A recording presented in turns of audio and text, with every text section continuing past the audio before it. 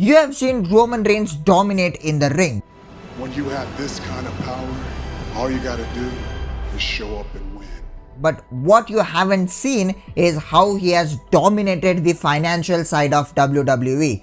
The numbers tell a story that no one really is talking about, which really is surprising. This is the money side of the tribal chief era, and the numbers, they don't lie. 2020 looked like the year WWE would collapse without live fans. There were no house shows, no arenas, yet WWE posted $974 million in revenue and over $130 million in profit, and that was thanks to their TV rights, which they secured in 2019. As soon as Roman Reigns returned as the tribal chief in late 2020, WWE's fortunes flipped into overdrive. From 2020's $974 million revenue to $1.4 billion in 2024, WWE has grown every single year during the tribal chief era. Even net profit doubled from $131 million to almost $200 million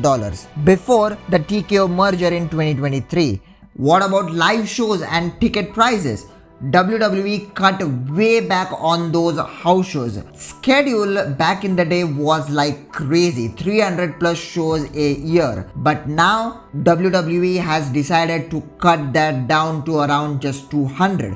But here's the crazy part, they sold more tickets overall. If you just simply see the attendance graph, since the time they came back doing house shows after the pandemic, it has just been a steady increase. In 2018-2019, WWE was at its lowest in terms of storylines, in terms of ticket sales. It was a really dark time for WWE, and that's why this stat, despite the house shows reducing, it's just crazy. By 2023, WWE sold 1.74 million tickets across fewer shows, and they're averaging nearly 8,000 fans per event, and that's the best since 2002. That's the Attitude Era. The ticket prices are like crazy, and I am actually starting to think, how are these fans able to afford these prices? But they are. WrestleMania 40 in Philadelphia, well, that was the highest grossing WrestleMania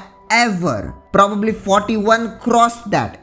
WrestleMania 41 was the most successful WrestleMania in history. What about the merchandise? The Bloodline shirts, We the Ones, Roman's Acknowledge Me, Sammy's Honorary Use, Jey Uso's Right Hand Man. There were multiple shirts and they dominated sales.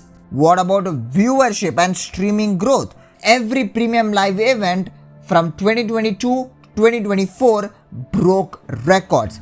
Peacock viewership jumped by 25% in 2023, and as I said, WrestleMania 40 became WWE's biggest mania in history. Weekly TV ratings also grew. SmackDown's 18-49 demo, which is the most important demo across TV, it was up by nearly 10% in early of 2024, and it proved that Roman Reigns wasn't just a champion. He didn't need to be a champion. His mere presence was ratings. Let's talk about stock prices as well, as we are here.